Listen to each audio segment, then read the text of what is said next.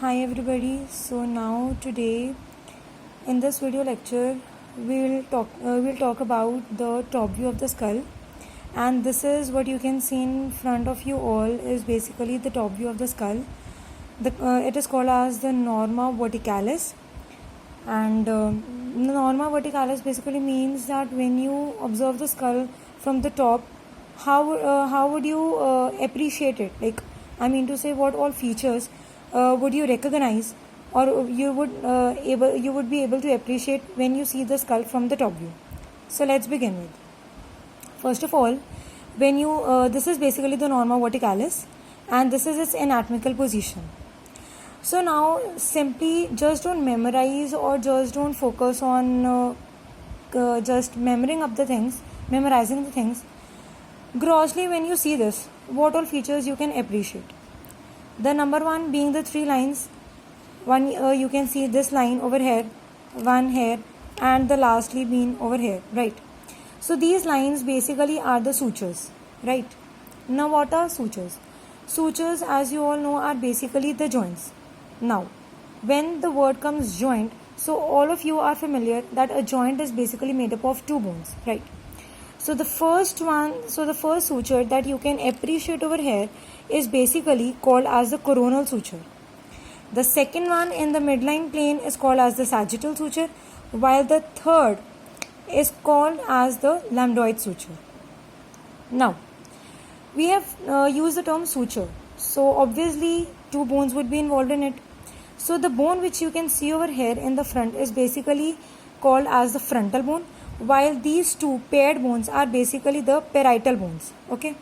Now, basically the coronal suture is basically a suture between the frontal bone and the two parietal bones, as you can clearly appreciate in the this top view of the skull, right? Now, this is the sagittal suture, right? Sagittal means lying in the midplane. So you can memorize in this way that sagittal is that suture which lies in the midplane. Now this suture, as you can see, is basically between the two parietal bones. And the third one is the lambdoid suture. This suture is present between the two parietal bones and the squamous part of the temporal bone.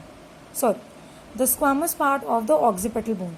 You see, you have different parts of the occipital bone, and the one which is involved in the formation of this lambdoid suture is basically its squamous part. It has been referred to as the squamous part because you can see light can pass through it.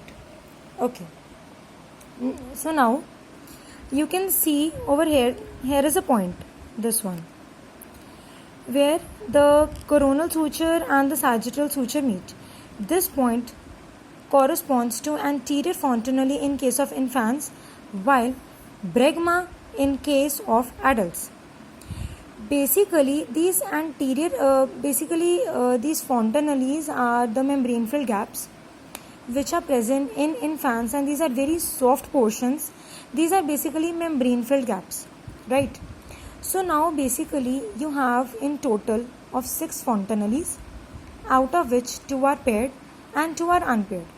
So now over here is the anterior fontanelle, while over here this is the point which corresponds to the posterior fontanelle. Next you have the mastoidal fontanelle and the sphenoidal fontanelles. Basically this anterior fontanelle and over here the posterior fontanelle are basically unpaired fontanelles, that is, they are present only one in number, while the sphenoid fontanelles and the mastoid fontanelles are paired, and these are basically 2 in number. Okay. Now a basic feature which you should know is that all these fontanelles will close by the age of 18 months. Means that before 18 months all these fontanelles shall be closed and they would be transformed into bones, such that these regions will become hard structures, as this is basically the adult skull, and you can see by the tapping noise you can clearly differentiate that this is quite hard and bony. Now this anterior fontanelle closes at the age of 16 to 18 months, while over here the posterior fontanelle will close at the age of 3 to 4 months. The sphenoidal fontanelles which are paired will also close at the age of 3 to 4 months, while the mastoid fontanelles will close at the age of 12 months. Right. Okay. So now, as I have already mentioned that this point over here, this point basically corresponds, this point of joining of the sagittal suture with the lambdoid suture corresponds to the point called as the posterior fontanelle or the lambda, right? You see, this has been called as the lambdoid suture because its shape resembles like that of lambda, right? Okay. So now, next to that, you can see few millimeters above, I have marked over here 2 points. Basically, these 2 points are the parietal foramens, and through these parietal foramens pass the parietal emissary veins. Now, what are these parietal emissary veins?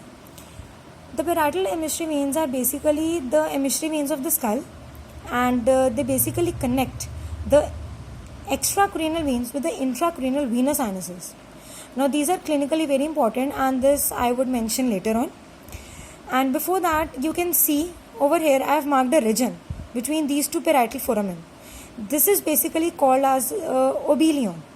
Okay. Next to that, when you see over here, you can appreciate some of the prominences, right? So these are basically called as the parietal prominences, which are prominent in case of females, while in case of males you have the frontal prominences to be more prominent. Next, over here when you see, so somewhat over here you can see well, over here it is not properly demarcated, but over here what you see is the topmost point of the skull is basically called as the vertex. Okay, so basically the skull which over here I am showing you, the norma verticalis, is basically it is basically an artificial skull. So when you observe original skull, so then over here you'll be able to clearly differentiate a point which is bulging. So this basically corresponds to vertex, and vertex is basically the highest point of the skull, right? So these were all the features of the norma verticalis.